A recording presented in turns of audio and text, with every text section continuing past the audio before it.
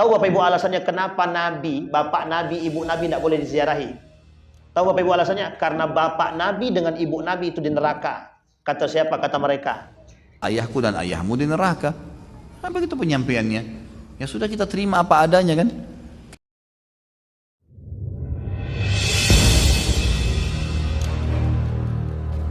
Alhamdulillahi Rabbil Alamin. Alhamdulillahilladzi arsala rasulahu bil huda wa dinil haq liyudhhirahu 'ala ad-dini kullih wa kafa billahi syahida. Asyhadu an la ilaha illallah wahdahu la syarika lah wa asyhadu anna Muhammadan 'abduhu wa rasuluh la nabiyya ba'd. Allahumma shalli wa sallim wa barik 'ala hadzal nabiyyil karim. Allahumma shalli 'ala Muhammad wa 'ala ali Muhammad fil 'alamin innaka Hamidum Majid. Ya ayuhan nasu taqu rabbakum alladhi khalaqakum min nafsi wahidah wa khalaqa minha zawjaha wa batha minhuma rijalan katsiran wa nisaa'a wattaqullaha alladhi tasaaluna bihi wal arham innallaha kana 'alaikum raqiba. Puji syukur kehadiran Allah dengan mengucapkan alhamdulillahirabbil alamin, bersalawat kepada Nabi dengan mengucapkan Allahumma shalli ala Muhammad wa ala ali Muhammad fil alamin innaka Hamidum Majid. Bapak Ibu sekalian yang berbahagia, mudah-mudahan malam hari ini Allah berkahi, Allah limpahkan rahmat dan karunia-Nya. Insyaallah kita semua yang hadir husnul khatimah. Insyaallah yang hadir dapat syafaatnya baginda Nabi Muhammad sallallahu alaihi wasallam. Untuk orang tua kita yang telah mendahului, Allah tempatkan di tempat terbaik di sisinya, Allah terima amal ibadahnya, Allah kumpulkan bersama orang-orang yang saleh. Untuk orang tua kita yang masih hidup, Allah sehatkan, Allah kuatkan husnul khatimah, istiqamah dalam kebaikan dan ketaatan. Amin ya rabbal alamin. Baik Bapak Ibu sekalian yang berbahagia, bagaimana kabarnya? Sehat semua? Baik. Ada yang masih ingat ini kali keberapa memperingati Maulid Nabi? Sudah yang keberapa Pak Haji? Sudah banyak ya Pak ya? Ada 100 lebih? Setiap tahun, berarti belum sampai lah. Masa 100? Kalau dari nenek moyang mungkin lah ya. Berarti kalau umur Pak Haji, dah berapa Pak Haji umur Pak Haji? 55, berarti sudah 55 kali mungkin mengikuti Maulid Nabi. Itu kalau setahun ya. Baik, kita ambil 40 tahun. Dari sekian banyak 40 tahun, setiap tahun kita memperingati Maulid Nabi di masjid-masjid yang berbeda-beda. Pertanyaannya adalah, mengapa korupsi makin banyak? Kenapa Bu? Baik, yang kedua, mengapa yang mencaci maki masih banyak? Salah arah. Kenapa masih banyak yang menggibah? Mengapa masih banyak yang tidak amanah? Silahkan, tidak apa-apa. Kita sama-sama jawab. Iman tak ada. Padahal kemarin kita kurikulumnya revolusi mental. Masih ingat ya? Revolusi mental? Apa revolusi akhlak? Revolusi semuanya. Semuanya kita revolusi. Saya ingin sampaikan sama Bapak Ibu, satu dari tagline PKI itu revolusi mental. Jadi tagline-nya PKI itu revolusi mental. Tahu arti revolusi mental tuh? Mengganti mental yang sehat jadi tak sehat. Itu namanya revolusi mental. Kita Nabi innama bu'ithu liutammima makarimal akhlak. Nabi bukan diciptakan, dilahirkan untuk menyempurnakan akhlak. Kalimat ini kita garis bawahi. Nabi tidak menyempurnakan akhlak manusia, tapi Nabi memberikan contoh terbaik akhlak itu terhadap manusia. Kalau menyempurnakan akhlak, tidak ada akhlak kita yang tak sempurna, semuanya sempurna. Tapi karena Nabi itu orientasi Nabi diciptakan di baiat menjadi Nabi, tujuannya bukan menyempurnakan, tapi memberikan contoh terbaik bagi kita semua. Kalau para koruptor, orang-orang penguasa menjadikan Nabi sebagai simbol kehidupannya dan pandangannya, selesai urusan. Tidak usah Nabi lah, tidak usah Nabi, terlalu tinggi. Umar bin Khattab, manusia paling tegas. Kriteria kepemimpinan dalam Islam itu tergambar dari 4 pemimpin khalifah atau khulafaur rasyidin. 4 tambah 1. 1 anak daripada Ali bin Abi Thalib Al-Hasan selama 7 bulan. Berarti ada 5 yang digambarkan. Tambah 1 lah khalifah yang terakhir yang dianggap baik, Umar bin Abdul Aziz. Oke, ada 6. Kita runut. Abu Bakrin Siddiq, sangat sufi, tidak mau neko-neko. Apa Nabi buat, itu yang Nabi buat. Kalau tak dibuat, Nabi tak mau. Sampai mengumpulkan Quran aja tidak mau dia. Ketika dikumpulkan ayat Al-Quran, ini tidak mau dia. Bid'ah, gitu dia. Tidak mau. Abu Bakar tidak mau. Apa kata Abu Bakar? Yang tidak dilakukan oleh Nabi, aku tak mau lakukan. Kata Umar bin Khattab, ini kalau tidak dilakukan, ini semua orang hilang nih. Tidak ada yang kenal Al-Quran. Gitu. Singkatnya begitu. Satu, paling dekat replikanya Nabi Abu Bakar. Yang kedua, manusia paling tegas, Umar bin Al-Khattab. Kata Umar, kalau masalah pikiran, itu saya serahkan pada Ali. Tapi kalau masalah berantem, yuk, saya siap. Itu Jabal Qubais yang di atas di Mekah. Ini Bapak Ibu kita doakan yang belum berangkat umroh semua, amin. Berangkat umroh dengan cahaya hati. Ini tidak promosi dah. Nauzubillah. Jadi Bapak Ibu, itu kita anggap potong aja tuh. Nggak usah diikutin juga nggak apa-apa. Atau dengan RWH boleh juga. Atau dengan manapun silahkanlah. Di Mekah itu di atas ada namanya Jabal Qubais. Samping Mekah tepat yang sekarang jadi tempat apartemen penginapan para tamu-tamu raja. Namanya Jabal Qubais. Kata Umar, hei orang-orang Quraisy yang paling kuat naik ke atas. Yuk jidal kita, yuk kita gelut. Itu bahasa kitanya begitu. Itu Umar. Sampai ketika Umar masuk ke dalam Islam, apa kata orang-orang Quraisy itu, kita bagaimana mau berani menghapus, melawan Islam, sementara orang yang paling kuat udah masuk Islam. Dia 2 cadangan itu, Pak. Kata Nabi berdoa, ya Allah, kuatkan Islam di antara salah satu, di antara keduanya. Abu Jahal, satu, kemudian yang kedua Umar bin Al-Khattab. Tapi Allah pilih Umar bin Khattab, bukan Abu Jahal. Abu Jahal mengakui kebenaran Islam, menolak Islam. Jadi orang kafir Quraisy itu tidak masuk Islam, itu bukan karena mereka tidak mengakui kebenaran Islam, gengsi. Sekarang saya tanya Bapak Ibu, banyak tak manusia gengsi sekarang? Berarti beda tipis dengan kafir Quraisy itu. Tidak usah tersinggung. Kalau memang pelaku ya alhamdulillah tobat, kalau tidak pelaku alhamdulillah. Kita masuk yang ketiga, Utsman bin Affan. Utsman itu orangnya paling dermawan, kaya. Yang kaya, yang dermawan, ya oke, kita ambil Utsman bin Affan. 12 tahun memimpin. 6 tahun sebelum akhir kepemimpinannya dibunuh. Di demo. Nah, semua kayak kemarin demo kan. Utsman juga di demo itu. Jadi demo itu pernah terjadi pada masa Utsman bin Affan. Tapi dalam demonya Utsman, meninggal Utsman bin Affan. Meninggal dia, ditusuk berkali-kali. 6 pembunuh Utsman, semua ke-6 membunuh menyebut nama Allah. Bismillahi Allahu Akbar. Aku serahkan jiwa ini untuk wahai Allah. Coba membunuh Utsman pakai nama Bismillah dan Allahu Akbar. Ada enggak manusia sekarang menyakiti sesama muslim tapi pakai Bismillah? Ada enggak? Ada enggak manusia hari ini bersumpah atas nama Allah tapi berkhianat atas amanah? Beda tipis. Sama maknanya. Baik, yang keempat, Ali bin Abi Thalib, cerdas. Anna madinatal ilmi huwa aliyu babuha. Pintu, Pak, kunci ilmu itu ada di Ali bin Abi Thalib. Sampai Umar bilang, ketika Islam didebat oleh para pendeta-pendeta, yang dipanggil oleh para sahabat adalah Ali bin Abi Thalib. Kata Ali, aku diajarkan sekian banyak rahasia. Sebutkan. Kata. Sehingga pendeta yang mendebat itu masuk Islam semua. Kecerdasan Ali. Yang ke 1, 2, 3, 4, 5. Anak daripada Ali bin Abi Thalib, Al-Hasan. Cuma 7 bulan. Memimpin cuma 7 bulan. Direbut paksa oleh Muawiyah. Yang kelak kemudian terjadi pertikaian antara Ali dan Muawiyah, Ali dan Aisyah dan lain sebagainya. Ini sejarah. Singkat cerita Bapak Ibu, Al-Hasan ini cuma 7 bulan. Orang yang paling dekat dengan Allah, maksudnya artinya dia sangat-sangat sufi. Kata Al-Hasan, kalau memang ada jaminan perdamaian yang engkau berikan untuk 2 suku, 2 kabilah, 2 kelompok dalam Islam, silahkan ambil, aku mundur. Maka waktu itu Al-Hasan menyerahkan kepemimpinan dia kepada Muawiyah ibn Abi Sufyan.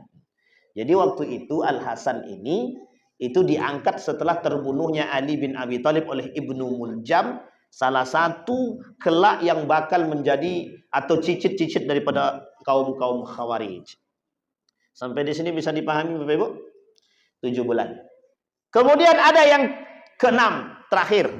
Umar bin Abdul Aziz. Lengkap semua. Berani iya, tegas oke, takut pada Allah, sufi bagus. Tapi Bapak Ibu sekalian yang berbahagia, tidak lama umurnya, cuma 2 tahun. Sama seperti Abu Bakrin Siddiq. 2 tahun lebih memimpin, begitu juga. Nah, kriteria kepemimpinan dalam Islam itu dimasukkan ke situ semua. Dan keempat-empat ini ada sama Nabi semua. 1, Nabi negosiator, paling pandai bernegosiasi. Jadi ilmu komunikasinya tinggi. Yang kedua, Nabi cerdas, sangat cerdas. Ada 4 sifat karakter Nabi kan? Karakter Nabi itu ada 4, ada sifatnya itu. Kan Bapak Ibu sudah hafal tuh, sidik, amanah, tabligh, fatanah. Ini secara garis besar Bapak Ibu ya, secara garis besar. Nabi dekat Bapak Ibu, kalau tidak kuat-kuat hari ini, kalau kita nggak kuat-kuat dengan iman, kita terjerumus, kita yang ikut. Tujuan kita memperingati Maulidir Rasul, kelahiran baginda Nabi Muhammad SAW. Nanti kita lihat bagaimana dari awal perjalanan kelahiran Nabi. Kita ambil panjang, kita ambil singkat aja. Tapi di antara perjalanan kelahiran Nabi, semuanya perjuangan. Tidak ada satupun yang tidak perjuangan. Sekarang manusia, sekarang ada yang mau berjuang. Satu penyebab kelemahan Islam itu satu saja. Hilangnya sifat juang dalam diri umat muslim hari ini. Untuk mengatakan kebenaran hari ini butuh perjuangan. Untuk mengatakan kebenaran siapa pelaku-pelaku koruptor, itu butuh perjuangan. Karena lawannya siapa? Para koruptor itu sendiri. Coba bayangkan. Untuk mengungkapkan kebenaran, tidak ada yang berani. Kenapa minta berani? Taruhannya mati, Ustaz. Itu dia. Tapi bayangkan, dari Nabi sampai terakhir pada masa Turki Utsmani, mana hidup manusia yang tidak perlu perjuangan? Tidak ada. Tidak ada. Sampai kemerdekaan Republik Indonesia yang hari ini dicederai oleh para pengkhianat, itu gara-gara perjuangan. Coba kalau tidak ada perjuangan, merdeka kita. Revolusi jihad. Pernah dengar? Hasyim Al-Asy'ari. Jadi Bapak Ibu, refleksi daripada Maulid Nabi itu sebenarnya perjuangan Nabi yang harus kita lihat. Nanti kita lihat. Ali bin Abi Thalib. Nabi cerdas, Nabi sufi. Oh, Nabi sangat dekat dengan Allah. Taulah karena Nabi. Perbedaan Nabi dengan nabi-nabi yang lain. Ketika Nabi dalam keadaan bermasalah, artinya gelisah, kata Allah turun ayat, alam nasrah laka sadrak. 1. Tapi nabi yang lain enggak. Ya Allah, Rabbi israh li sadri. Mereka minta, ya Allah, telapangkan dada kami. Tapi kalau Nabi Muhammad tak, kata Allah, bukankah kami sudah lapangkan hatimu, kami berikan ketenangan. Ini kasus ketika Nabi meninggal oleh istri tercinta dan paman terbaiknya. Ini kasus Nabi. Ini bukan kasus ya, tapi kesedihan Nabi. Nah, Bapak Ibu sekalian yang berbahagia, ada 4 karakter Nabi yang sebenarnya itu harus direfleksi oleh umat muslim hari ini. 1, dia sangat takut dengan Allah. Yang kedua, dia sangat tegas, hitam-hitam, putih-putih. Nabi bilang begini dalam hadisnya. Kata Nabi, kelak di akhir zaman tuh mereka akan menghalalkan yang haram dan mengharamkan yang halal, kata Nabi. Itu tidak ada ketegasan di situ. Kalau itu suap-suap, kalau bukan suap bukan, gratifikasi haram-haram. Kalau memang haram-haramkan. Jangan yang haram dihalalkan, jangan dibuat abu-abu. Makanya manusia sekarang ini banyak tertipu. Yang menipu justru, mohon maaf, yang mengerti agama. Ini masalah kita sekarang. Aku bersumpah demi Allah, tapi mereka khianati setelah sumpah. Mengaku mengerti agama. Jadi yang merusak Islam itu sebenarnya bukan hanya dari luar, dari dalam umat muslim itu sendiri. Maka tak salah kalau Nabi kata Nabi, bada'al Islam gharib wa sayaudu kama bada'al gharib. Islam itu datang dengan keadaan aneh, hilang dalam keanehan bagi umat muslim itu sendiri. Fatuba lil ghuraba, selamat orang-orang yang aneh itu siapa? Kita nih mudah-mudahan. Yang istiqamah dalam ketaatan seperti ini, mudah-mudahan kita termasuk orang yang aneh. Karena besok, Bu, ini kalau bahasa kami begini. Saya sudah lama bahasakan ini, normalisasi kecacatan. Tahu maksud saya normalisasi kecacatan? Jadi semua perilaku buruk hari ini itu dinormalisasi. Tahu arti dinormalisasi? Dimaklumkan. Semua perbuatan jahat hari ini dianggap maklum dan dimaklumkan. Makanya dinormalisasikan. Dulu orang zina takut. Perempuan keluar pakai celana sempit takut. Kalau sekarang itu udah biasa, Ustaz. Biasa inilah yang disebut dengan normalisasi. Sehingga dalam kacamata kebiasaan semua udah biasa udah. Mau mencuri biasa, narkoba biasa, ganja biasa, minum khamar biasa, memukul biasa, mencaci biasa, memaki, semua kejahatan dinormalisasi. Itu Nabi yang bilang, bukan saya, Pak. Kata Nabi, kelak semua perbuatan kemungkaran itu biasa di hadapan orang-orang manusia itu. Jadi mohon maaf nih, saya tak menyamakan, tapi jangan tersinggung. Jadi dalam Al-Quran itu kata Nabi, kata Allah dalam Al-Quran, ada perumpamaan manusia itu seperti binatang. Allah umpamakan ada 7. Kalau saya tak silap, saya sekitar 7 atau 5 atau 7 karakter binatang yang Allah sebutkan dalam Al-Quran. Dan itu karakter itu hari ini banyak dipakai manusia itu. Ada karakter pertama. Karakter pertama itu kita sebut sebagai monyet. Monyet itu karakternya, identiknya monyet itu rakus. Sekarang saya tanya Bapak Ibu, banyak tak manusia rakus sekarang? Tidak usah jawab, yang penting kita aman kan begitu. Yang penting kita nggak rakus gitu. Tapi rakus dalam arti apa? Baik kecil maupun besar Pak, sama. Coba Ibu bayangkan pakai nalar logika, rakus itu. Masa laut mau dikapling? Laut dikapling kurang rakus apa? Ibu pernah lihat masjid dijual? Masjid dijual. Masjid yang sudah diwakafkan, itu surat wakafnya dirubah balik, diganti hak milik, dijualnya Pak. Nah, coba bayangkan, kurang rakus apa manusia begitu tuh? Banyak Pak kerakusan itu. Itu karakter dalam Al-Quran. Yang kedua ada namanya, mohon maaf, kalbun, anjing. Intahmilhu yalhas wa intatrukhu yalhas. Lidah anjing ini mau dikasih, tidak dikasih menjulur. Itu manusia sekarang penjilat. Karakteristik itu. Ini kalau udah bahasa ini bahaya nih, nggak enak juga kan gitu. Tapi memang begitu keadaannya, bagaimana itu? Kita setiap tahun kita refleksi Maulidir Rasul, kelahiran baginda Nabi Muhammad SAW. Kita lihat perjuangan Nabi. Ini biar Bapak Ibu tahu perjuangan Nabi untuk hidup. Nabi untuk hidup berjuang. Nabi untuk hidup berjuang. 2 bulan meninggal ayah. Oke, masih aman, ada kakeknya. 6 tahun meninggal ibunya, masih aman. Masih ada pamannya, Pak. Tapi lihat perjuangan Nabi. Di bayi lahir bawa ke pasar, satupun wanita tidak ada yang mau menyusui Nabi. Satupun perempuan tidak ada yang mau menyusui Nabi. Sekarang kita pakai tebak-tebakan. Siapa yang pertama kali menyusui Nabi? Ibu-ibu, jangan bapak-bapak. Nanti banyak bayang-bayang Pak. Ibu-ibu, siapa yang pertama sekali yang menyusui Nabi? Siapa? Siapa Nek? Diangkat sedikit Nek. Suatu. Siti Aminah. Oh enggak, siapa? Siti Aminah bukan? Oh bukan ya. Jadi ibunya enggak pernah nyusui ya. Baik. Rabi'ah? Salah itu. Rabi'ah itu. Sampai kapan lah Rabi'ah menyusui Nabi? Yang pertama, yang menyusui Nabi pertama sekali, ya jelas ibunya Siti Aminah. Tapi sebentar cuma tak keluar lagi asinya. Siapa orang yang kedua? Salah. Ini perlu kita sampaikan, kita luruskan dulu. Yang bengkok-bengkok ini kita luruskan. Salah. Tak usah keras-keras lagi. Salah. Yang pertama Suwaibah. Siapa Suwaibah tuh? Yang dapat jawab boleh pulang duluan. Siapa Suwaibah itu? Harus tahu. Harus tahu.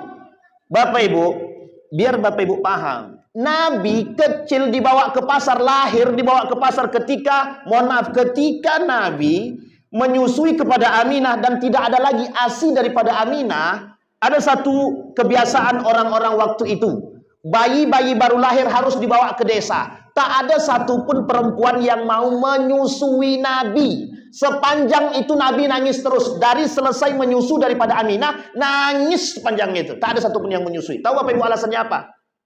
Ini Ustaz ini tak pakai titik koma kalau ngomong nih gitu. Anak yatim. Yang kedua, miskin. Jadi karakter kemiskinan Nabi itu udah dipandang orang dari dulu. Mulia tuh bapak dia, kakek dia mulia. Kakek orang kaya. Pamannya kaya. Tapi mohon maaf. Nabi kecil tak ada satupun wanita yang mau menyusui. Jadi yang pertama yang menyusui Nabi adalah Siti Aminah, jelas itu ibu kandungnya kan. Yang kedua Suwaibah. Suwaibah ini ibu-ibu itu budak. Budak siapa? Abu Lahab. Rumahnya yang sekarang jadi tempat kamar mandi. Itu rumahnya. Yang kuburannya itu tempat berak burung. Jadi dihinakan oleh Allah di dunia dan di akhirat. Rumahnya tak jauh dari rumah Nabi itu, rumah kelahiran Nabi. Di samping rumah kelahiran Nabi ada tempat pemandian air Zam-Zam, bukan sumur Zam-Zam ya, tempat pemandian. Di sampingnya ada rumah Nabi, di samping rumah kelahiran Nabi, di samping rumah kelahiran Nabi belok ke kiri sedikit ada di atas tuh kamar mandi itu tempat rumahnya Abu Lahab dulu yang dihinakan. Kuburannya itu di tempat pembuangan kotoran, termasuk burung-burung dan lain sebagainya. Itu sangat dihinakan, itu di dunia aja dihinakan, apalagi di akhirat gitu. Tabbat yada Abi Lahab. Tapi yakin enggak ibu-ibu? Abu Lahab, Abu Jahal, Abu Sufyan itu mengakui kebenaran Islam. Sangat mengakui. Tahu ibu-ibu kenapa alasan dia tak mau masuk Islam? Yang tahu alasan boleh pulang. Silakan. Mengapa? Gengsi. Pak balik dulu tak? Pak. Gengsi, Pak. Tahu apa alasan gengsinya bagaimana? Kata Abu Jahal, dari keturunan kami, dari keturunan Quraisy kabilahnya Muhammad ada nabi. Dari keturunan kami kok enggak ada nabi? Ya gengsi aku masuk Islam, kata dia. Padahal kata Abu Jahal, wallahi yang dikatakan Muhammad itu betul-betul benar, kata dia. Coba bayangkan, itu yang tukang ngintil 3 orang, Abu Sufyan dan kawannya sama Abu Jahal tiap malam sampai 10 hari berturut-turut. Kata Abu Jahal, kata Abu Sufyan, loh kok ente ngintil-ngintil ke sini? Ngintip-ngintip. Cukup kita aja yang tahu. Besok enggak ada lagi, cukup sekali ini. Besok malam buat lagi masing-masing sampai 10 malam, Pak. Cuma pengen tahu kebenaran. Ternyata apa yang mereka dengar sama seperti apa yang dirasakan oleh Umar bin Khattab. Hanya saja hidayah itu innaka lan tahdi man ahbabta walakinallaha yahdi may yasha. Ini hidayah, Pak, urusan hidayah. Nah, kapan waktu kita ceritalah. Kalau Allah pertemukan kembali. Sampai di sini paham ya, Ibu? Itu yang kedua. Sekarang yang ketiga. Siapa yang menyusui Nabi yang ketiga? Ini perjuangan nih, Pak. Siapa yang menyusui Nabi yang ketiga? Siapa, Bu? Halimatus Sa'diyah. Salah. Salah, Bu. Yang ketiga tuh Ummu Aiman. Ummu Aiman itu budak daripada Siti Aminah. Ketika Suwaibah malam dia menyusui, ini Siti Aminah sudah tidak ada ASI, malamnya disusui oleh Suwaibah. Besoknya Suwaibah harus berangkat bersama suami karena sudah tidak lagi menjadi budak dan sudah merdeka. Dan memang ASInya pun sudah menipis, hanya tersisa untuk anaknya. Nangis Nabi malam itu. Kemudian menyusulah Nabi kepada Ummu Aiman. Jadi satu ketika Nabi sedang duduk di Masjid Nabawi bersama dengan para sahabat. Ketika sedang duduk, tiba-tiba masuk seorang perempuan. Jalan, ketika seorang perempuan di jalan, Nabi datang menyamperin. Nabi tunduk begini, menghormati begini. Kemudian diambil sama Nabi tangannya, dicium tangannya. Sahabat bingung, siapa nih perempuan? Kok sebegitu mulianya di hadapan Nabi? Ditanya sama sahabat, siapa dia? Itu ibuku, kata Nabi. Kenapa dikatakan ibunya? Karena pernah mengurus Nabi selepas wafatnya ibunya Siti Aminah. Di mana itu? Di perbatasan antara Mekah dan Madinah. Di mana itu? Di Abwa. Di situ perbatasan antara Mekah dan Madinah. Kata Siti Aminah, waktu kecil itu Nabi disusui oleh Siti Aminah. Ternyata asinya Siti Aminah pun tak banyak keluar. Nah, Nabi punya satu susuan dengan Hamzah kepada Suwaibah. Jadi Hamzah itu pernah nyusu kepada Suwaibah. Jadi Hamzah paman Nabi itu pernah nyusu kepada Suwaibah. Jadi Nabi dengan Hamzah ini adik-beradik satu susuan. Jadi adik-beradik satu susuan. Jadi banyak nih yang satu susuan sama Nabi, dia banyak, ada 13 lebih. Ada 13 lebih sahabat Nabi yang satu susuan dengan Nabi. Baik yang tua maupun yang muda. Itu yang ketiga. Ummu Aiman. Siapa dia Ummu Aiman ini? Budak daripada yang membantu Siti Aminah di rumah. Ini sejarah yang tak disebutkan dalam buku catatan sejarah, betul ya? Dalam sejarah kebudayaan Islam itu tak dituliskan. Banyak sejarah kebudayaan Islam itu, banyak sejarah Nabi yang tidak dituliskan. Apa alasannya? Alasannya sederhana, satu, ingin menutupi cerita-cerita yang lain di balik cerita tersebut. Yang kedua, ingin memasukkan cerita-cerita Israiliyat. Jadi dalam cerita Islam ini, Pak, banyak namanya cerita Israiliyat kalau kita tak pandai-pandai. Nah, jadi kalau tak pandai-pandai, kita tak ngerti, kita dalam cerita ini banyak tipu daya dalam cerita, dan itu penting. untuk merubah. Jadi kenapa sejarah ini harus dirubah? Nah, inilah hari ini yang kita alami, Pak. Banyak yang tidak kenal dengan para pejuang-pejuang Muslim dalam kemerdekaan Republik Indonesia ini. Yang kita tahu kan orang-orangnya itu-itu saja. Tidak ada yang lain yang kita tahu. Paling yang masuk dalam lubang buaya, itu saja. Banyak sejarah itu yang dihapus. Tahu Bapak Ibu yang menghapus siapa? Kapan-kapan kita bahas. Baik. Nah, kembali kepada poin tadi. Nah, yang terakhir Bapak, bukan terakhir, Nabi yang menyusui Nabi itu 1, 2, 3, 4, 5. Ada 5 orang yang menyusui Nabi. Nah, yang keempat inilah baru kemudian Ummu Aiman sudah tidak ada lagi asinya. Mau tidak mau Nabi harus dibawa ke luar daerah. Karena kalau tidak dibawa ke luar daerah akan terjangkit virus-virus perkotaan. Virus-virus perkotaan ini banyak. Semua anak dalam tradisi itu harus dibawa. Ini tertulis dalam kitab Ar-Rahiq Al-Maktum atau Ibnu Hisham atau Ibnu Ishaq. Boleh tengok, silahkan. Tak ada masalah. Dalam Salabi juga sudah ada. Jadi Bapak Ibu, singkat cerita, kata Ummu Aiman begini, kata Halimah begini, Bang, ini paceklik. Tempat kita nih sekarang hujan tak turun-turun. Sementara keledai-keledai kita kurus. Susunya sudah tak banyak. Anak kita nih sekarang menangis tak berhenti-berhenti. Sementara tanaman-tanaman kita sudah kering-kering semua. Mau tidak mau, semua perempuan yang ada di perkampungan Sa'id tersebut, namanya perkampungan Sa'ad. Perkampungan Sa'ad tersebut 30 menit dari Mekah. Dari Ka'bah itu, dari Masjidil Haram itu 30 menit. Nah, itu boleh kalau naik taksi bisa sampai, sebutkan aja perkampungan Sa'ad tentang tempat Halimah, sudah sampai itu. Mesti dibawa sama tukang taksi dan tahu itu sudah. Jadi Bapak Ibu, 30 menit menggunakan keledai. Berangkat mereka, semua berangkat. Sampai di Pasar Ukas namanya. Pasar Ukas itu ini Ka'bah. Nanti ada namanya di situ, ada namanya Hijr Ismail. Di depan Hijr Ismail ke sebelah kiri sedikit itu dulu namanya tempat bekas ke Pasar Ukas. Pasar Ukas itu semuanya ada di situ, termasuk penjualan budak dan tempat pengambilan ASI dari wanita-wanita tersebut. Namanya Pasar Ukas. Pasar banyak yang bersejarah di Mekah itu. Nah, ini penting dalam orang-orang yang berangkat umrah perlu tahu tentang pasar-pasar tersebut, karena penjualan budak termasuk salah satunya para yang dijual itu adalah Nuaiman, sahabat daripada Nabi yang pernah mabuk, itu juga dijual di situ. Baik, singkat cerita Bapak Ibu sekalian yang berbahagia, sampai mereka di Mekah nih. Ibu-ibu perempuan-perempuan ini. Semua perempuan perkampungan Bani Sa'ad ini sudah mendapatkan bayi. Pas Nabi Muhammad tak ada satupun yang mau memilih, Pak. Satu pun tak mau. Termasuk Halimah.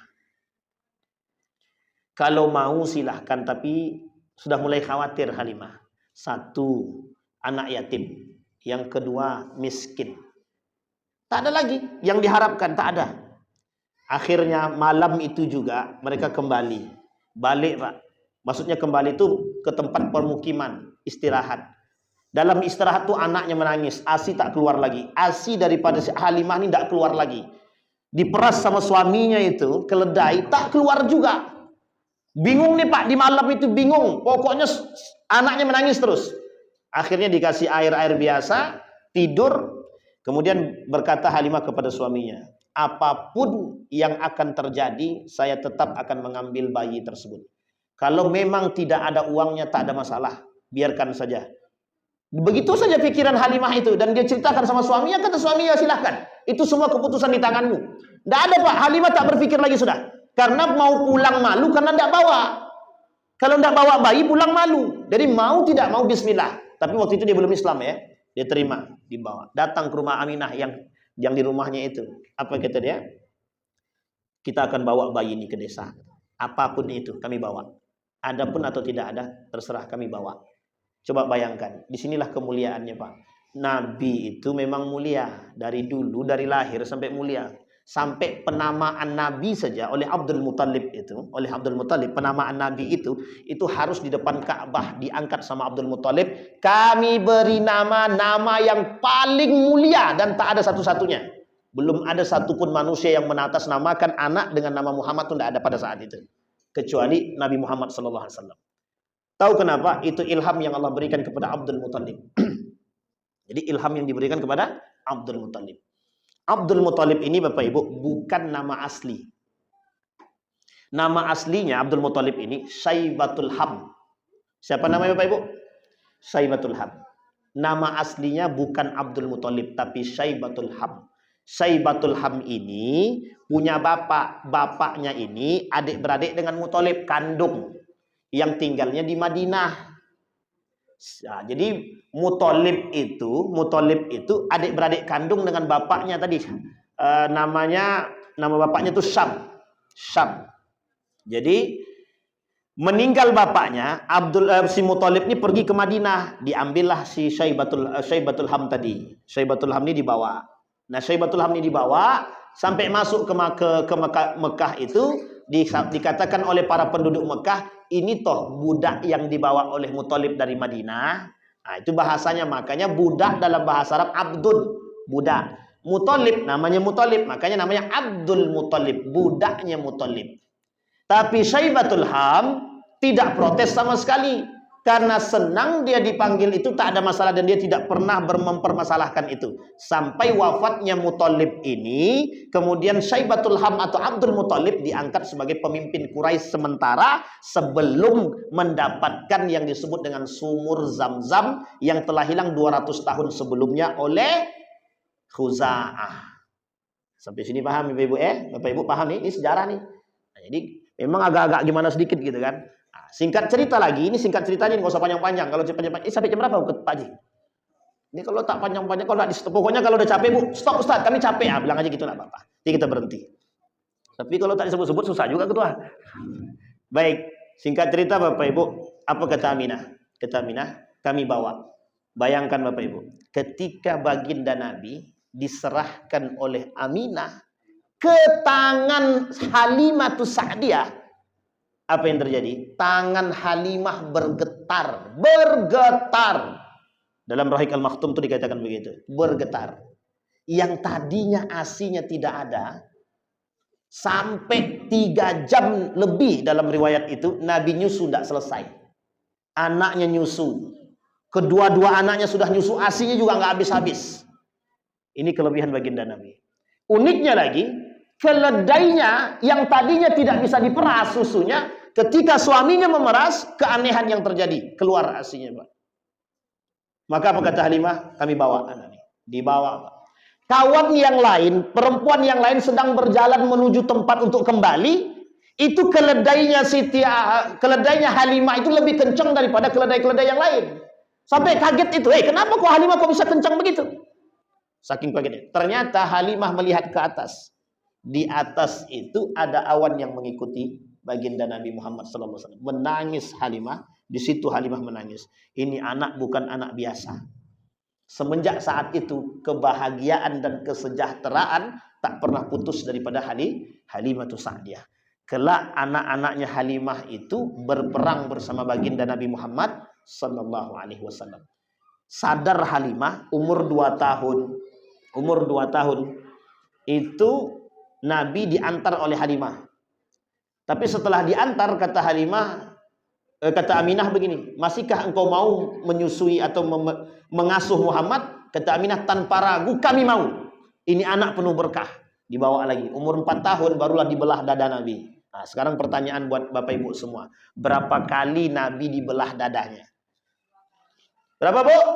1. Ketika 4 tahun. Yang kedua, kapan? Kapan Bu? Ketika remaja. Yang ketiga, 2 aja ya, 2 aja. Kurang tuh Bu. Dia ada 4 kali Nabi dibelah dadanya 4 kali. Dalam riwayat itu dikatakan ada 3, ada 4. Yang paling kuat tuh 4. 1 umur 4 tahun. Yang kedua ketika remaja. Yang ketiga ketika mendapatkan Gua Hira. Yang keempat Isra wal Mi'raj. Ada berapa berarti Bu? 4. Jangan bilang 2 lagi. Ini salah Wak. Ini sejarah nih, sejarah. Singkat cerita Bapak Ibu, apa kata Halimah? Balik anaknya ke rumah, kata anaknya kepada ibunya, itu Muhammad dadanya dibelah. Khawatir Halimah mau keluar dari rumah, tiba-tiba Nabi sudah sampai di depan rumah. Mulai saat itu, kata Halimah, Bang kita antar. Di umur 4 tahun lebih sedikit. Diantar Nabi ke Mekah, dikembalikan kepada Aminah. Tahun berikutnya, kata Aminah, 6 tahun kurang sedikit, kata Aminah, nak yuk kita jenguk bapak di Madinah. Bapakmu di Madinah. Siapa bapaknya? Abdullah di Madinah. Pergi pak mereka ke Madinah. Sampai bahagia sekali hati Nabi. Kenapa Nabi bahagia? Karena di situ keluarga besarnya Siti Aminah di situ semua. Ternyata keluarga besar kakeknya semua di situ. Di Madinah itu. Ini kalau saya gambarkan begini. Ini Masjid Nabawi. Ini kubah hijau. Ya, ini anggap nih kubah hijau, Bu. Kalau nampaknya, ya hijau, kubah hijau. Di depan kubah hijau ini, di sini deretan, di deretan kubah hijau ini, di sini keluarganya, keluarga bapaknya Nabi, keluarga daripada kakeknya Nabi. Di sebelah kanan sini, yang sekarang menjadi pelataran dan sekitar situlah, itu keluarganya Siti Aminah. Jadi keluarganya Siti Aminah semua di situ. Bahagia sangat Nabi. Kenapa bahagia? Karena Nabi bertemu dengan bapaknya meskipun sudah meninggal. Artinya Nabi datang ke kuburannya. Yang hari ini kuburan kedua-duanya, Siti Aminah dan Abdullah, tidak boleh dikunjungi. Dan gak ada yang tahu kuburannya di mana kecuali Aminah. Kalau Aminah ada di Abwa, kalau Abdullah itu ditutup. Tidak boleh lagi ada. Ada yang mengatakan di Baqi, ada yang mengatakan di depan Masjid Nabawi, tak jauh dari pintu pertama. Tak jauh dari sekitar situ. Ini dalam sejarah, Bu, ya. Meskipun tidak bisa tak bisa divalidasi. Kenapa tak bisa divalidasi? Karena banyak yang pendapat yang mengatakan tentang hal tersebut. Tahu Bapak Ibu alasannya kenapa Nabi, bapak Nabi, ibu Nabi tidak boleh diziarahi? Tahu Bapak Ibu alasannya? Karena bapak Nabi dengan ibu Nabi itu di neraka. Kata siapa? Kata mereka. Sampai sini paham, Bapak? Kenapa bapak Nabi dan ibu Nabi mayatnya, kuburannya tidak boleh diziarahi? Kata mereka, bapaknya Nabi dan ibunya Nabi itu di neraka. Coba bayangkan itu. Itu merusak pemikiran kita tuh. Tapi gimana lagi, memang begitu pemahaman mereka. Kata hadisnya begini, hadisnya sederhana, kata hadisnya itu. Ketika seorang sahabat bertanya kepada Nabi tentang di mana orang tuanya. Kata dia, orang tua kita di neraka, orang tuamu di neraka, orang tuaku di neraka. Nah, kalimat itu diterjemahkan oleh para ulama sekian banyak terjemahannya. Allah sebut dalam Al-Qur'an, wa ma kunna mu'adzibin hatta nab'atsa rasulah, kata Nabi. Kami tidak akan mengazab siapapun sampai Rasul itu datang. Sementara bapaknya Nabi belum pernah kenal Islam. Bapaknya Nabi nggak pernah kenal Islam, ibunya Nabi nggak pernah kenal Islam. Jadi kalau bapaknya Nabi nggak pernah kenal Islam, bagaimana orang yang tidak pernah mengenal Islam? Masuknya kemana? Neraka apa surga? Maka ketika itu Bapak Ibu dikembalikan kepada fitrah manusia. Ingat baik-baik, dikembalikan kepada fitrah manusia. Apa fitrah manusia itu? Fitrah manusia itu pasti baik. Kalau dia tidak baik, itulah tolak ukurnya. Kalau baik dia masuk surga, kalau tidak baik masuk neraka. Sementara waktu itu Rasul belum datang. Hatta nab'atsa rasulah, kata Allah. Sampai kami datangkan kepada mereka Rasul. Kalau sudah datang Rasul kepada mereka dan mereka tetap tidak beriman, baru kemudian mereka katakan di neraka. Sampai sini paham Bapak Ibu? Tapi pemahaman mereka dari hadis tersebut mereka pahami secara letterlek, tekstual.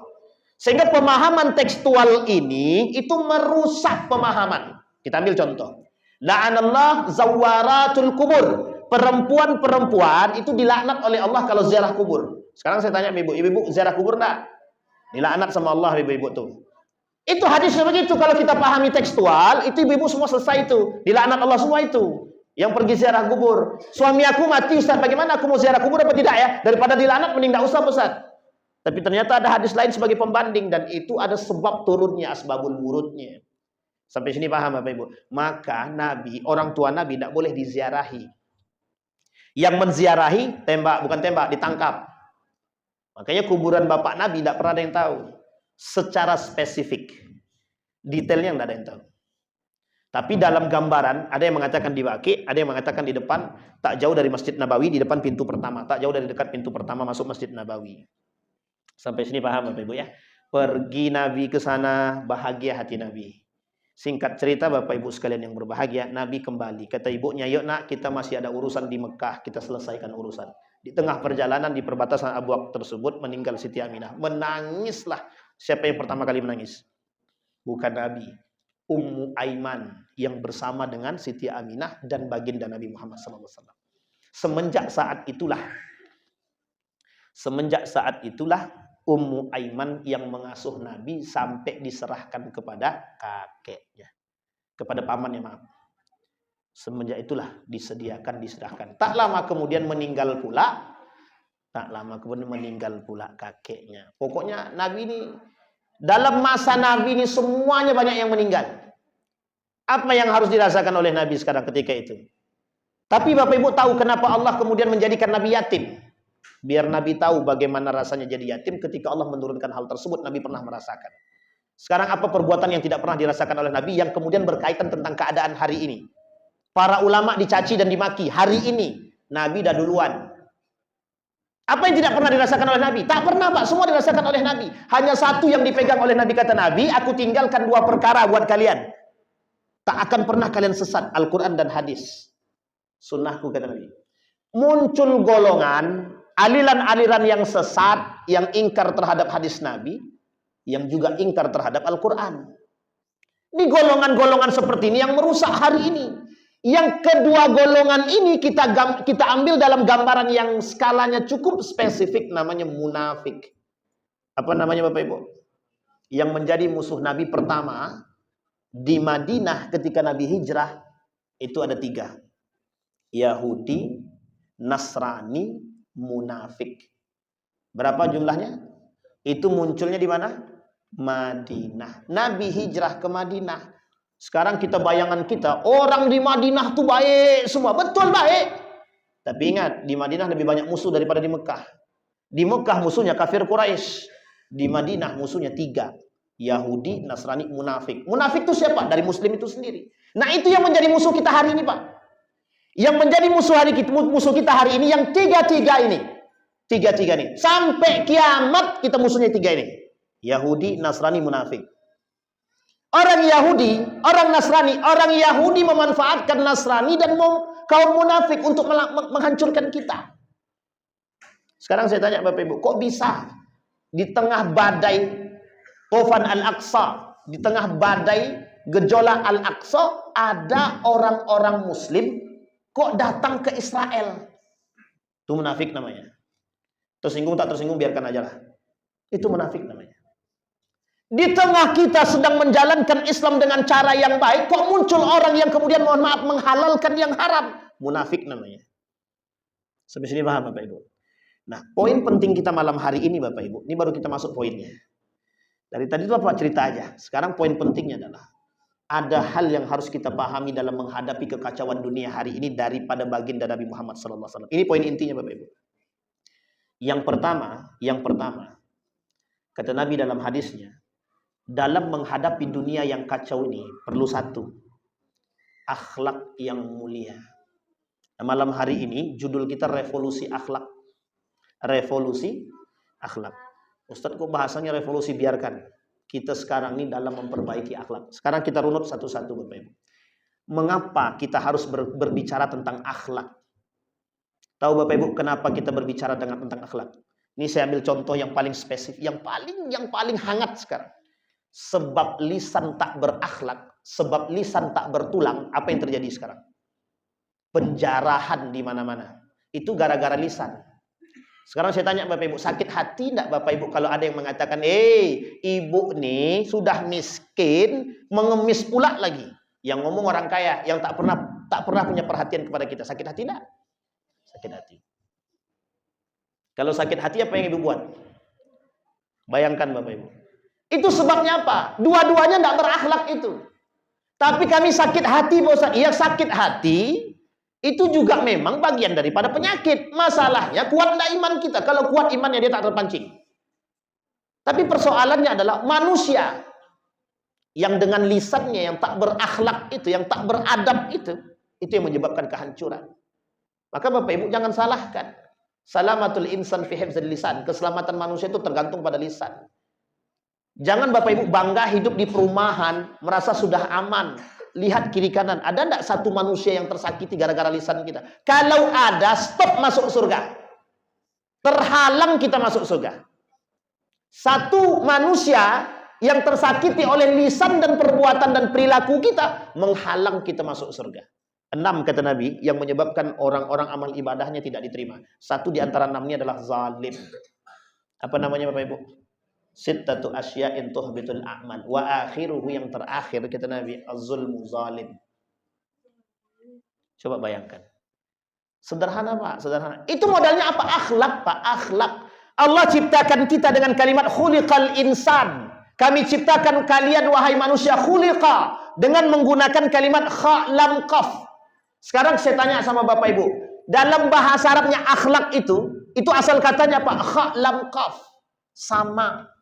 Artinya apa tujuannya? Allah pengen manusia yang diciptakan itu berakhlak. Fitrahnya kita sebagai manusia berakhlak. Kalau kita tidak berakhlak, tidak beradab, tidak beretika, kita sedang keluar dari fitrah kemanusiaan.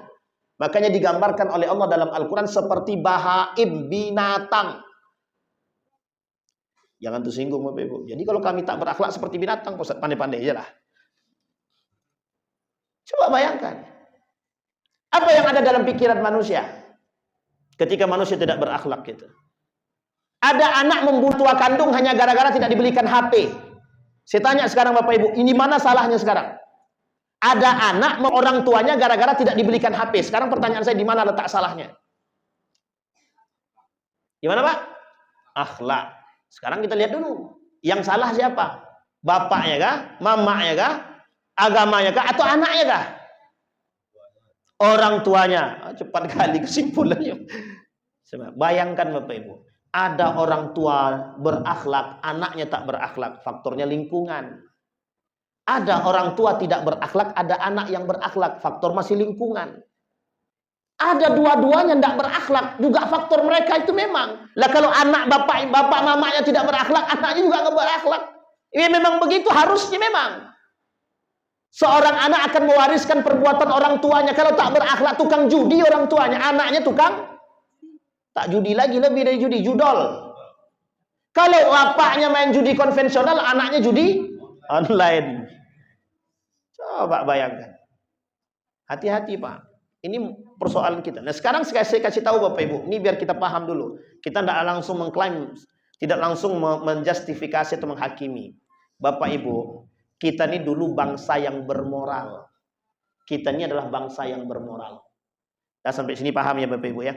Kalau kita tidak bermoral, tidak keluar namanya yang dikeluarkan fatwanya oleh Hasyim Al-Asy'ari untuk mengangkat peradaban kita, negara Republik Indonesia, biar satu, beragama, bermoral, beradab, berakhlak, semua jadi satu di situ Bapak Ibu. Artinya, founding father kita, para pembesar-pembesar kita dalam memerdekakan Republik Indonesia ini mayoritas dulu ya, mayoritas itu sandarannya akhlak. Makanya ketuhanan yang Maha Esa itu dirubah. Awalnya Allah Subhanahu wa Ta'ala nomor 1. Yang kedua dipindahkan. Perubahan yang kedua, dari nomor 1 pindahkan nomor 5. Dari nomor 5 dipindahkan lagi ke nomor 1. Dari Allah Subhanahu wa Ta'ala biar bisa toleransi semua agama, disebutkan di situ ketuhanan yang Maha Esa. Yang kedua, apa Bu Pancasila kita yang kedua? Ibu-ibu. Yang pertama ketuhanan masa yang kedua ada kalimat peradaban di akhirnya. Beradab ada. Apa tujuannya? Selain daripada bertauhid, kita harus beradab. Beradab. Artinya apa? Agama menjadi payung agar manusia bisa beradab. Lah sekarang muncul kelompok yang membuat kita agar tidak beragama. Jangan bicara politik di dalam masjid. Itu mengenyampingkan agama daripada urusan politik. Tidak ada kaitannya urusan pemerintahan itu dengan agama. Agama cukup masuk masjid, sholat 5 waktu, selesai urusan. Begitukah agama mengajar? Akhirnya apa yang terjadi? Hancur lebur. Mulai dari atas sampai bawah hancur semua. Sampai sini paham Bapak Ibu? Yang dipilih mantan preman atau preman yang memilih jauh lebih preman. Sampai sini paham Bapak Ibu? Jadi ini keadaan kita sekarang. Makanya perlu yang disebut dengan revolusi bahasa sederhananya, yuk kita kembalikan akhlak yang baik. Kalau manusia ini berfitrah berakhlak Pak, selesai urusan kita. Kalau kita mau jadikan Rasulullah sebagai panutan dalam hidup kita, selesai Pak. Apa pernah Rasulullah mengajarkan kita membenci dengan kelompok yang lain? Pernah gak Allah mengajarkan kita membenci kelompok yang lain? Gak pernah Pak. Nabi justru membangun yang disebut dengan piagam Madinah. menyatukan kaum muhajirin, menyatukan ansar, munafik, Yahudi, Nasrani jadi satu semua. Dan semua dihakimi sesuai dengan agama masing-masing. Kalau orang Yahudi yang melanggar, ditengok hukumnya dalam kitabnya Yahudi. Kalau Nasrani yang melanggar, ditengok hukumannya dalam kitab Injil. Kalau umat Muslim yang melanggar, ditengok dalam Al-Qur'an. Kurang apa toleransinya? Sangat toleransi. Islam jangan diajarkan bertoleransi. Salah itu kalau mengajarkan Islam bertoleransi itu. Masalahnya kita manusia ini mau tidak mempelajari itu gitu. Ini refleksi daripada Maulid Nabi itu begitu harusnya. Biar kita bermoral dan bermartabat. Apa pernah Nabi mengajarkan umat Muslim itu menjilat? Apa pernah Islam mengajarkan manusia menjilat? Tidak pernah. Pernahkah Islam mengajarkan manusia rakus? Tidak pernah. Lah kok sekarang banyak manusia yang rakus, menjilat dan lain sebagainya? Ada alasan? Ada. Kata Nabi, manusia di akhir zaman itu lebih banyak cinta terhadap dunia. Nah, dampak daripada cinta terhadap dunia tadi, menghalalkan yang haram dan mengharamkan yang haram. Sampai di sini bisa dipahami Bapak Ibu? Cukup? Aman? Cukup kata adik-adik kita. Kalau ada adik-adik dia udah bilang cukup, selesai kita Ustaz ya. Baik. Itu revolusi akhlak. Jadi kita perlu mengembalikan akhlak. Nah, sekarang Bapak Ibu, sebelum kita tutup, bagaimana cara kita mengembalikan akhlak tersebut? Tidak bisa semena-mena, tidak bisa, Bu. Tidak bisa langsung kita katakan kita kembalikan kepada, tidak bisa. Kita butuh yang kedua. Apa yang kedua? Pendidikan. Nah, pendidikan ini kalau kita tidak pandai-pandai kita juga rusak. Nah, caranya adalah itu sejalan dengan apa yang dikatakan oleh A.A. Gim. Jadi apa yang dikatakan oleh A.A. Gim itu dari dulu sampai sekarang itu relevan, sangat relevan. Dimulai dari rumah sendiri. Dimulai dari rumah sendiri. Kalau kita bisa memberikan lingkungan yang baik dalam pendidikan yang baik kepada anak-anak kita, insya Allah generasi kita terjaga. Setidaknya mohon maaf Bapak Ibu. Berapa banyak jumlah orang tua yang hadir dalam masjid ini sekarang? Setiap orang di antara kita punya peran yang sama, memberikan pendidikan akhlak yang baik kepada anak-anak kita. Anak kita mencuri, kita yang menghakimi, kita yang menghukumi, Pak. Anak kita, jangan pula kita yang takut sama anak, Pak. Kita banyak yang takut sama anak sekarang nih. Mak nih, bapak nih, mak bapaknya disegah nih, Pak. Coba bayangkan. Itu kalau sempat begitu tuh, Pak.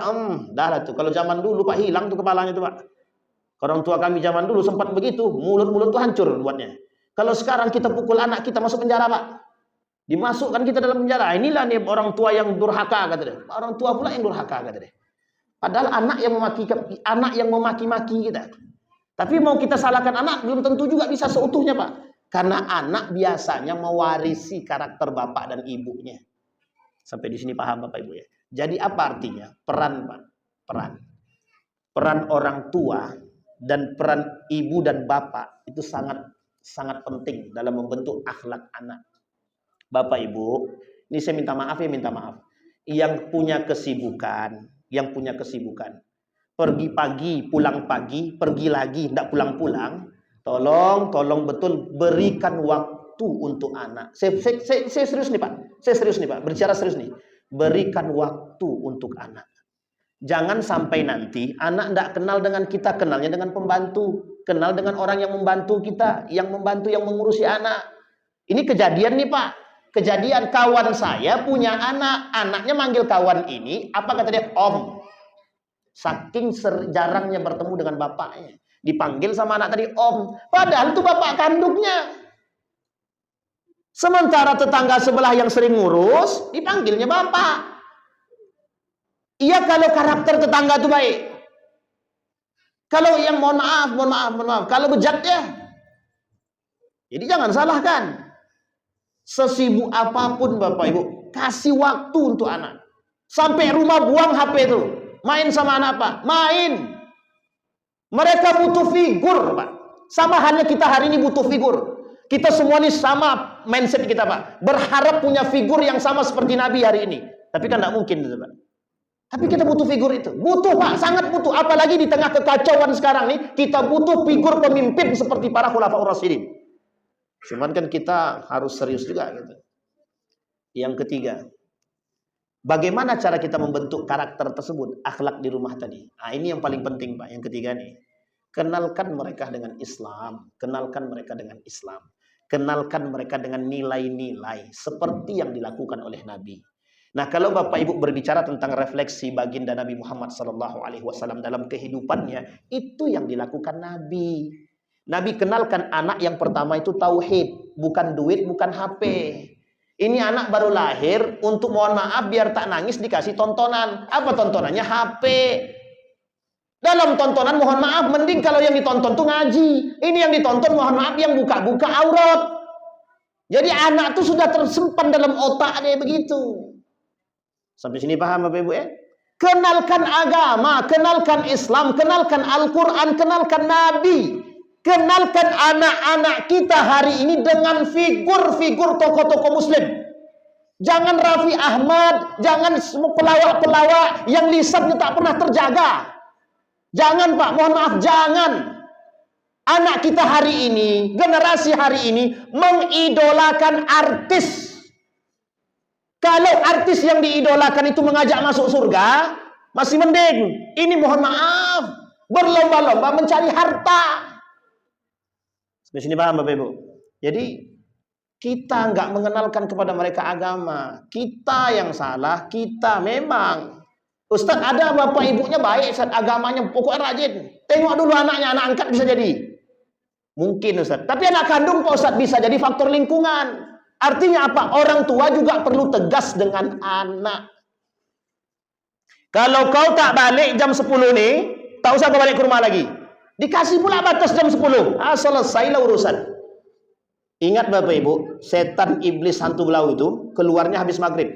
Jadi mulai dari maghrib tuh, itu jam keluarnya mereka. Jam keluarnya. Jadi kalau kita biarkan anak ini keluyuran, kalau dia tak punya iman yang kuat, banyak kawan setannya nanti. Sampai sini paham ya Bapak Ibu? Ini anak perempuan pun dikasih waktu pulang. Silahkan nak, pokoknya jam 10 malam harus balik. Kacau. Gimana kita generasi mau baik? Orang tua yang memberikan ruang untuk kehancuran. Jangan tersinggung orang tua, kita sama-sama orang tua Bu. Untuk refleksi kita semua, introspeksi diri kita. Kita yang membangun peradaban itu. Mengaku cinta Nabi, tapi akhlak kita tidak seperti Nabi. Nah, ini banyak aliran sesat muncul ini mengatasnamakan Nabi. Kami cinta sama Nabi, tapi dalam masjid goyang-goyang dia Pak, pakai biduan pula. Itu haramnya itu. Bid'ahnya di situ itu. Bagaimana membentuk akhlak? Kita tontonkan yang tidak baik di hadapan mereka. Sampai di sini paham Bapak Ibu ya. Ini refleksi bagi kita. Jadi Bapak Ibu tahu ya kehancuran itu kenapa? Jadi kalau kita bicara tentang kehancuran dalam Al-Quran, wa idza aradna an nuhlika qaumin, kata Allah. Kalau kami pengen menghancurkan satu kaum, kata Allah, selesai, mudah bagi kami, kata Allah. Bagaimana cara Allah untuk menunjukkan kehancuran itu? Kalau sudah manusia ini tidak berakhlak, hancur semua sudah. Kalau lisannya terjaga, ada nggak yang tersakiti? Kalau kebijakannya baik, ada nggak yang tersakiti? Harusnya kan simbiosis, mutualisme, bisa saling memahami. Itu kalau pegangannya agak moral, akhlak, adab. Itu yang kita butuhkan.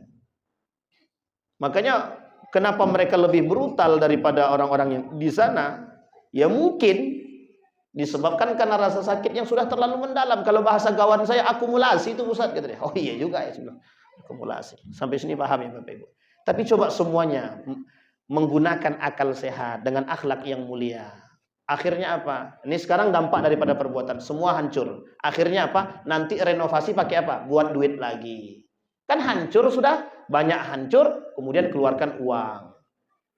Selesai Pak di situ. Apakah kita merasa puas? Enggak Pak. Enggak ada kepuasan kita. Justru kita makin enggak puas Pak. Nah ini yang menjadi masalah bagi kita sekarang. Maka kita butuh hari ini bukan merevolusi, mengembalikan akhlak-akhlak yang baik yang berdasarkan kepada Al-Quran. Bagaimana cara Nabi bermuamalah? Kita lihat Pak, Nabi itu baik, akhlaknya mulia, tutur katanya lembut. Nabi tak pernah kasar, tak pernah. Nabi tak pernah kasar kepada siapapun. Nabi tidak pernah kasar. Baik, ada pertanyaan Bapak Ibu? Tidak ada, alhamdulillah. Ya udah tengah malam kan ada pertanyaan udah. Dan dini hari ini kan. Baik Bapak Ibu ya. Nah, ada pertanyaan Bapak Ibu? Aman ya? Nah, di sini ternyata refleksi kita adalah kembali kepada diri kita sendiri. Maka perlu sesekali melihat kembali ceramahnya A.A. Gim. Bagaimana mengembalikan nilai-nilai tersebut ke dalam rumah tangga.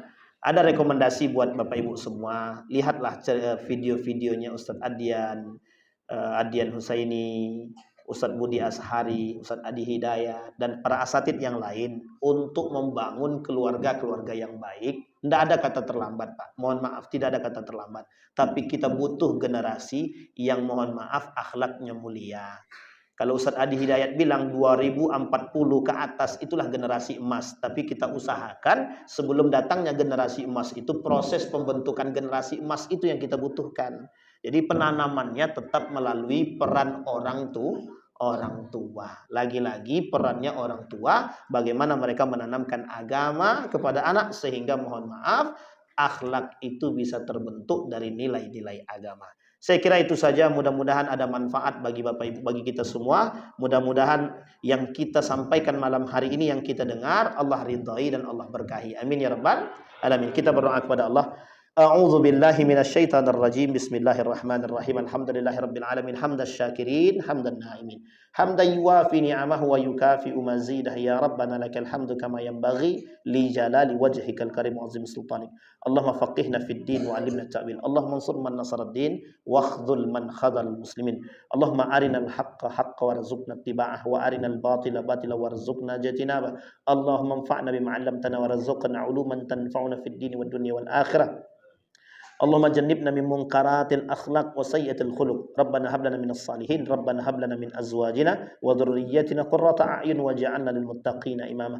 Allahumma ansur ikhwanana al mujahidin fi Palestin wa fi Gaza wa fi kulli makan. Allahumma dammiril yahud, Allahumma ighfir lahum warhamhum wa'afihim wa'fu anhum wa akrim nuzulahum wa wasi' madkhalahum waj'alil jannata mathwahum. Allahumma sahhil umurana wa umural muslimina wal muslimat bi rahmatika ya dzal jalali wal ikram. Rabbana atina fid dunya hasanah wa fil akhirati hasanah wa qina azabannar. Walhamdulillahi rabbil alamin.